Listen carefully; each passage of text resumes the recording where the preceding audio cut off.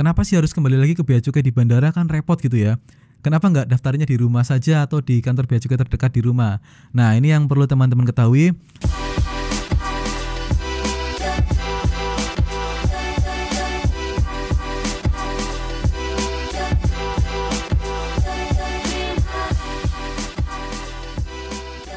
Assalamualaikum warahmatullahi wabarakatuh. Halo kanca bacem semuanya dimanapun kalian berada.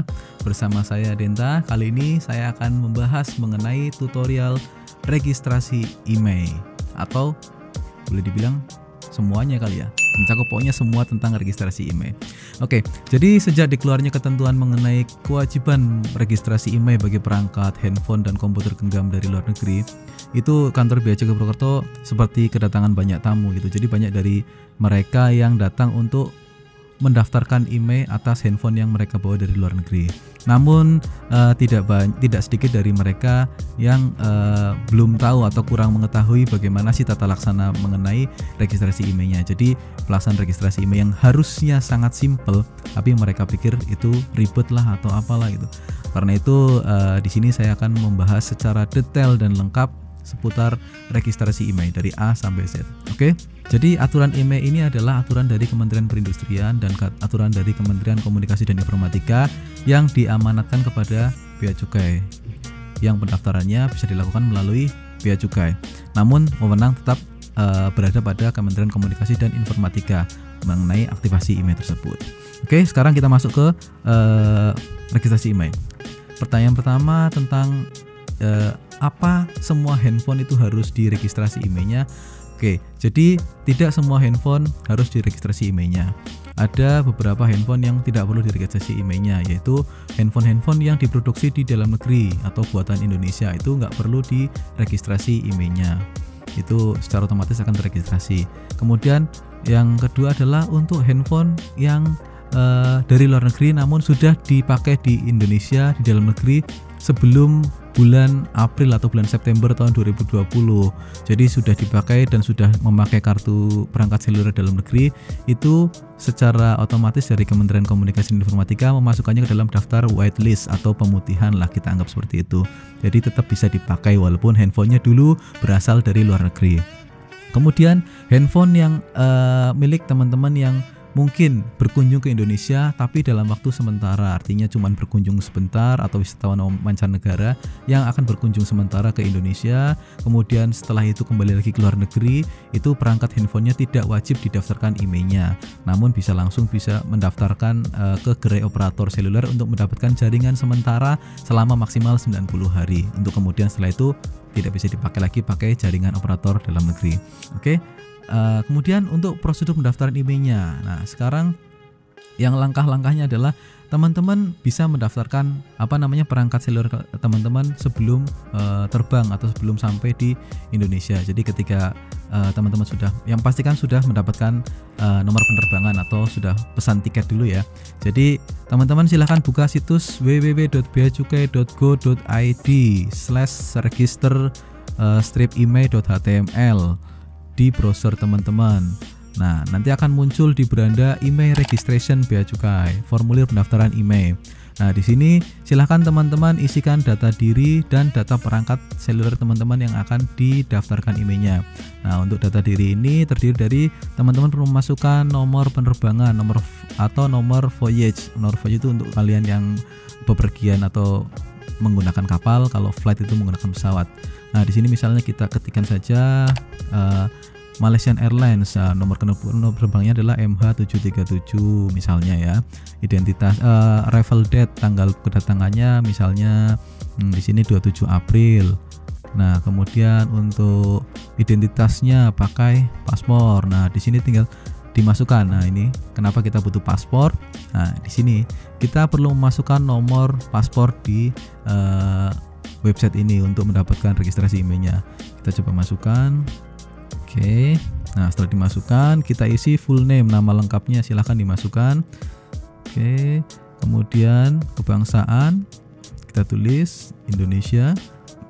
Nah, ini NPWP, ada kolom NPWP. Nah, untuk teman-teman yang sudah memiliki NPWP silahkan dimasukkan di situ karena nanti akan berimbas pada besaran penagihan PPh-nya apabila perangkat teman-teman tersebut dikenakan pajak. Kalau yang nggak punya silahkan dikosongin saja.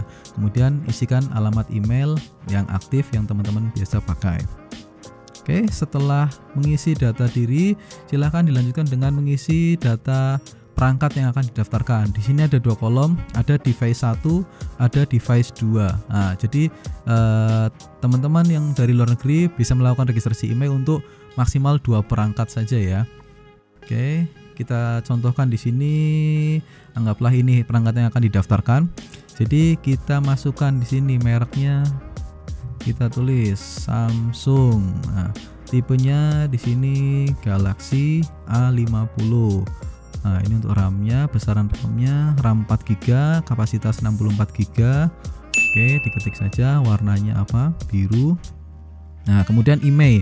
Email di sini ada 2 kolom email. Jadi untuk teman-teman yang perangkatnya memiliki kapabilitas dual SIM card itu memiliki 2 email. Caranya mengecek email yang simple adalah dengan bintang pagar 06 pagar. Nah, di sini nanti akan muncul email ya. Ini karena handphone yang kita pakai ini mempunyai dual SIM, jadi ada email 1 dan email 2. Silahkan dimasukkan nomor emailnya secara betul. Jadi jangan sampai salah ya, karena nanti identitas email inilah yang akan dipakai oleh Kemenkominfo sebagai aktivasi. Oke, kita masukkan email 1, email 2-nya. Kemudian di sini ada mata uang atau currency. Silahkan dipilih perangkat tersebut akan dihargai dengan mata uang apa. Anggaplah misal Indonesian rupiah atau USD atau mungkin ringgit atau mungkin dolar Singapura. Silahkan dituliskan sesuai yang teman-teman ketahui. Anggap saja kita di sini contohkan Indonesian rupiah. Kita tulis di sini harga handphonenya adalah 3 juta rupiah. Nah, untuk harga handphone ini teman-teman bisa isi dengan nilai handphone. Kalau handphone teman-teman baru, silahkan isi sesuai dengan nilai perolehan yang teman-teman dapatkan. Tapi kalau handphone teman-teman ini sudah dipakai lama atau mungkin sudah anggaplah handphone bekas gitu ya, silahkan isikan harga yang menurut teman-teman wajar pada saat teman-teman memasukkan mendaftarkan email tersebut. Jadi kalau anggaplah ini harga barunya 5 juta tapi setelah sekarang sudah harganya 3 juta, silakan isi 3 juta rupiah. Jadi harga yang dimasukkan adalah harga pada saat teman-teman mendaftarkan emailnya. Oke, setelah selesai mengisi data barangnya, kita di sini langsung masukkan key code. Key code ini kode verifikasi dan klik send. Nah, ketika sudah klik send, teman-teman akan mendapatkan QR code atau kode QR yang nanti silahkan teman-teman simpan dan teman-teman bisa ajukan ke petugas bea cukai ketika sampai di bandara kedatangan internasional atau di pelabuhan kedatangan internasional atau di pos lintas batas antar negara. Oke, tahap 1 sudah selesai. Nah, sekarang kita lanjut ke tahap berikutnya. Nah, setelah teman-teman daftar tadi sudah dapat QR code, kemudian teman-teman begitu sampai di Indonesia nanti akan ketemu dengan petugas bea cukai di sana. Nah, silakan teman-teman serahkan QR code yang tadi teman-teman dapat dari registrasi tadi kepada petugas bea cukai pada saat datang di bandara internasional atau di pelabuhan internasional atau di pos lintas batas. Nah, untuk setiap barang bawaan penumpang itu berhak mendapatkan pembebasan sebesar 500 US dollar. Jadi untuk teman-teman yang perangkat selulernya nilainya di bawah 500 US dollar, senilai itu ya kalau kita anggap dolar 15.000 rupiah, jadi mungkin setara dengan 7,5 juta rupiah. Jadi untuk perangkat seluler teman-teman anggaplah tadi ini kita daftarkan seharga 3 juta, maka atas registrasi email tersebut tidak dikenakan pajak. Jadi nggak usah khawatir. Untuk teman-teman yang handphonenya sudah lama yang mungkin harganya cuman anggaplah 1 jutaan, 2 jutaan atau senilai itu di bawah 500 dolar, jadi nggak usah khawatir, bisa mendapatkan pembebasan pajak. Dan maksimal perangkat yang bisa didaftarkan adalah 2 perangkat per penumpang. Oke, ingat ya teman-teman ya, hanya 2 saja. Oke, lalu pertanyaan seperti ini, ada yang suka nanya, Pak, saya setelah lewat imigrasi, setelah stempel paspor, itu langsung dibawa untuk dikarantina di Wisma Atlet atau di tempat lain yang ditetapkan sebagai tempat karantina. Itu seperti apa Pak?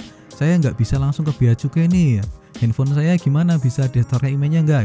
Tenang saja, jadi untuk teman-teman yang harus mengikuti prosedur karantina, silahkan diikuti saja prosedur karantinanya. Nanti setelah selesai menjalani karantina, silahkan teman-teman kembali ke Bea Cukai di bandara untuk mendaftarkan handphone atau perangkat yang akan didaftarkan emailnya. Jadi nggak usah khawatir, silahkan jalani saja karantinanya dulu, nanti kembali lagi ke Bea Cukai. Nah, kenapa sih harus kembali lagi ke Bea Cukai di bandara, kan repot gitu ya? Kenapa nggak daftarnya di rumah saja atau di kantor Bea Cukai terdekat di rumah? Nah, ini yang perlu teman-teman ketahui.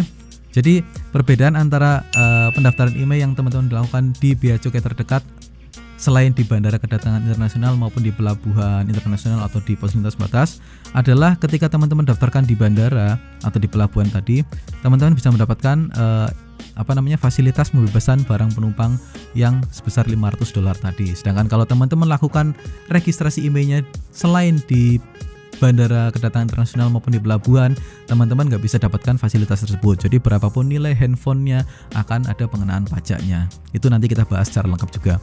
Nah, kami mendapatkan informasi dari Bea Cukai Soekarno-Hatta bahwa mereka mengeluarkan kebijakan bahwa teman-teman tetap bisa mendapatkan fasilitas pembebasan $500 tadi pasca menjalani karantina, dengan syarat 3 hari setelah selesai menjalani karantina silakan teman-teman langsung kembali ke Bea Cukai di Bandara Soekarno-Hatta di Terminal 3 Kedatangan Internasional. Silahkan teman-teman izin ke petugas di sana untuk mendaftarkan emailnya dengan bukti membawa paspor, membawa tiket atau boarding pass, serta membawa perangkat yang akan didaftarkan, serta bukti bahwa teman-teman setelah selesai menjalani karantina. Nah, oke, kita lanjut ke pembahasan selanjutnya. Nah, kalau teman-teman sudah terlanjur pulang nih, kalau misalnya saya nggak tahu Pak, setelah selesai karantina saya langsung dibawa pulang atau saya langsung pulang ke rumah gitu karena capek atau gimana gitu. Itu nggak usah khawatir, teman-teman tetap bisa mendaftarkan emailnya di kantor Bea Cukai dimanapun terdekat di tempat tinggal Bapak Ibu sekalian atau teman-teman sekalian. Jadi catatannya adalah selama tidak lebih dari 60 hari sejak kedatangan teman-teman semua.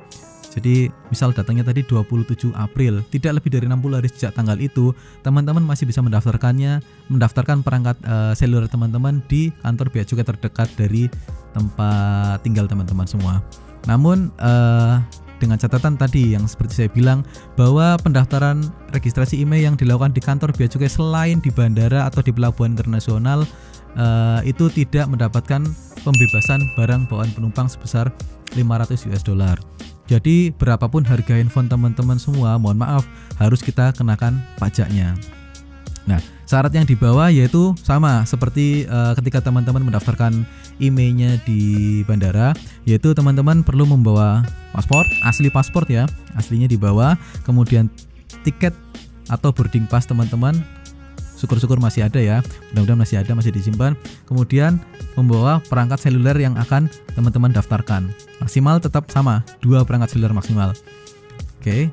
Nah, jadi syaratnya itu. Namun untuk teman-teman yang menguasakan pengurusan emailnya ke saudara atau ke kerabat atau ke teman, selain membawa paspor, tiket atau boarding pass perangkat tadi, perlu ditambah satu lagi yaitu surat kuasa. Nah, bentuknya seperti apa? Nah, seperti ini.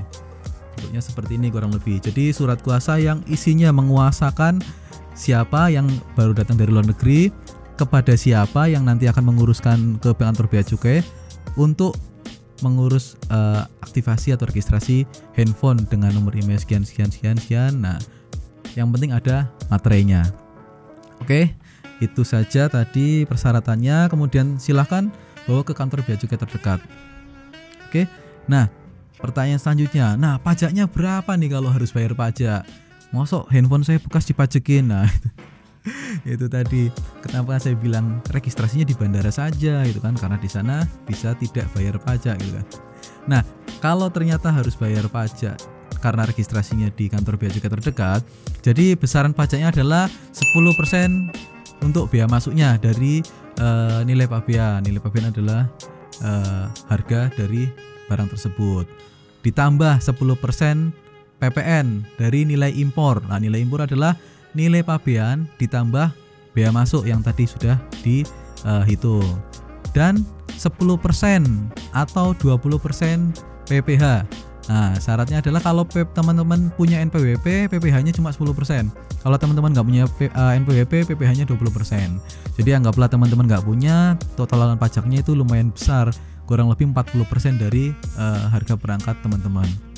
Jadi kalau hitung-hitungan kasarnya, kalau tadi handphone ini mungkin saya nggak daftarkan di bandara, harga handphonenya 3 jutaan, mungkin besaran pajaknya bisa 1,2 sampai 1,4 jutaan. Nilainya lumayan besar. Makanya jangan lupa daftarnya di bandara saja supaya bisa dapat pembebasan barang penumpang sebesar 500 US dollar. Oke. Jadi nilai yang akan menjadi patokan sebagai pengenaan pajaknya adalah nilai perangkat pada saat perangkat tersebut dibawa atau didaftarkan ke kantor bea cukai. Jadi tidak usah khawatir kalau misal handphone ini mungkin tadi harganya 5 jutaan waktu barunya, tapi karena ini bekas dan sudah dipakai lama, kita akan tetapkan harganya sesuai dengan harga pada saat teman-teman daftarkan di bea cukai di kantor bea cukai terdekat. Nah, setelah teman-teman melakukan registrasi IMEI di kantor bea cukai terdekat, kan muncul tagihan tuh. Nah, bayarnya gimana nih? Oke, pembayaran pajak di bea cukai semuanya menggunakan billing. Nah, ini saya bawakan contohnya. Jadi setelah nanti teman-teman menyetujui besaran pajak yang harus dibayarkan atas perangkat seluler yang teman-teman registrasikan, akan terbit billing. Nah, billing itu seperti ini billing. Nah, oke. Jadi pembayarannya adalah melalui bank atau ATM atau internet banking juga bisa, atau langsung dikasih ke teller bank yang teman-teman akan tempat teman-teman akan membayar. Jadi nanti tinggal dimasukkan kode billingnya saja. Di sini billing ada jatuh temponya. Jadi nggak usah khawatir kalau misal teman-teman hari ini teman-teman daftarkan di kantor bea cukai tapi ternyata belum bawa uang atau mungkin uangnya ketinggalan, teman-teman nggak usah khawatir karena billing ini ada masa waktunya, yaitu selama 6 hari. Dalam waktu 6 hari maka billing tersebut bisa dibayarkan. Oke. Dan pembayarannya di bank, tidak di kantor bea cukai ya. Nanti akan langsung masuk ke rekening negara. Oke, selanjutnya setelah teman-teman bayar nih, nanti nunggu berapa lama nih untuk aktif IMEI-nya? Nah, setelah bayar, janji layanan dari Kementerian Komunikasi dan Informatika adalah 2x24 jam maksimal IMEI tersebut bisa aktif. Jadi teman-teman tinggal tunggu, bahkan pengalaman yang kami dapatkan adalah lebih cepat. Jadi biasanya cuma 1 hari atau mungkin hari berikutnya itu sudah bisa aktif setelah bayar. Jadi nggak usah khawatir. Namun apabila teman-teman merasakan ada gangguan atau misal ternyata setelah 2x24 jam ternyata nggak aktif-aktif IMEI-nya, langsung saja teman-teman hubungi call center 159. Itu adalah call center untuk Kementerian Komunikasi dan Informatika. Oke, selanjutnya mengenai IMEI atas barang perangkat seluler yang dikirimkan melalui jasa titipan, atau kita anggap misalnya teman-teman beli HP online nih dari luar negeri, kemudian dikirim, atau teman-teman dikirimkan oleh saudaranya lah dari luar negeri yang kerja di sana, dikirimin HP nih ke Indonesia. Itu perlu didaftarin IMEI-nya enggak? Jawabannya perlu. Jadi untuk semua perangkat, baik itu dibawa oleh teman-teman sendiri melalui barang hand carry maupun dikirimkan melalui barang kiriman, itu semuanya wajib didaftarkan IMEI-nya. Namun perlakuannya jelas berbeda. Untuk pendaftaran IMEI yang dikirimkan melalui kurir atau jasa titipan, nanti yang melakukan registrasi adalah pihak jasa titipan tersebut. Misalnya teman-teman kirimkan lewat kantor pos atau lewat FedEx atau DHL atau kurir yang lainnya, nanti pihak mereka yang akan mendaftarkan IMEI-nya ke bea cukai pada saat barang tersebut tiba dan didaftarkan pemberitahuan pabeannya ke bea cukai. Jadi teman-teman tinggal tunggu santai di rumah. Nanti perangkatnya begitu sampai di rumah sudah dalam keadaan terregistrasi IMEI-nya. Namun kalau gini, ternyata pas sampai rumah saya buka handphonenya nggak aktif IMEI-nya, itu gimana? Nah, untuk kasus seperti itu, mohon maaf teman-teman nggak bisa langsung daftarkan sendiri perangkatnya ke kantor bea cukai terdekat. Yang harus teman-teman lakukan adalah mengembalikannya atau menghubungi pihak kurir yang teman-teman pakai untuk mengirim perangkat tersebut. Jadi yang bisa mendaftarkan IMEI tersebut untuk barang kiriman adalah pihak jasa titipan, karena perlakuannya nanti berbeda. Jadi untuk barang kiriman itu tidak berlaku pembebasan $500 seperti yang di bandara atau barang penumpang. Jadi nanti perlakuan pembebanan pajaknya juga sesuai dengan aturan mengenai barang kiriman. Oke, kemudian nah kalau beli HP di dalam negeri nih, tapi online misalnya, tahu-tahu sampai di rumah handphonenya emailnya nggak aktif, itu gimana nih? Nah, itu untuk kasus seperti itu kita juga mohon maaf. Jadi Bea Cukai itu hanya diberi mandat untuk melakukan pendaftaran perangkat handphone, komputer genggam dan tablet yang dibeli dari luar negeri atau yang berasal dari luar negeri. Jadi untuk perangkat-perangkat handphone yang sudah ada di dalam negeri namun ternyata tidak aktif emailnya, kami tidak bisa bantu untuk registrasi emailnya. Jadi silakan langsung teman-teman hubungi ke 159 call center Kemenkominfo. Makanya pastikan teman-teman kalau beli handphone secara online harus dipastikan handphone tersebut diproduksi dari dalam negeri atau di Indonesia, karena itu akan secara otomatis sudah aktif emailnya. Atau kalau teman-teman nggak yakin, minta saja garansi ke penjualnya, minta kepastian kalau emailnya itu sudah aktif. Kalau enggak, teman-teman silakan klaim untuk garansi emailnya. Oke, demikian tadi pembahasan mengenai A sampai Z. Mungkin hampir semuanya sudah saya bahas. Jadi saya rangkum dalam beberapa pertanyaan tadi yang sering sekali diajukan melalui media sosial kami, ditanyakan langsung kepada kami ketika teman-teman yang lain berkunjung ke kantor kami untuk melakukan registrasi email. Kebanyakan tidak jauh-jauh dari hal-hal yang kita sebutkan tadi. Jadi demikian tadi yang dapat saya sampaikan, tutorial mengenai registrasi email dan segala hal seluk-beluk tentang email. Oke, terima kasih buat teman-teman Kanca Bacem semua yang sudah mengikuti video ini sampai akhir. Mudah-mudahan bermanfaat untuk teman-teman semuanya. Oke, sampai jumpa di video tutorial kita selanjutnya. Assalamualaikum warahmatullahi wabarakatuh.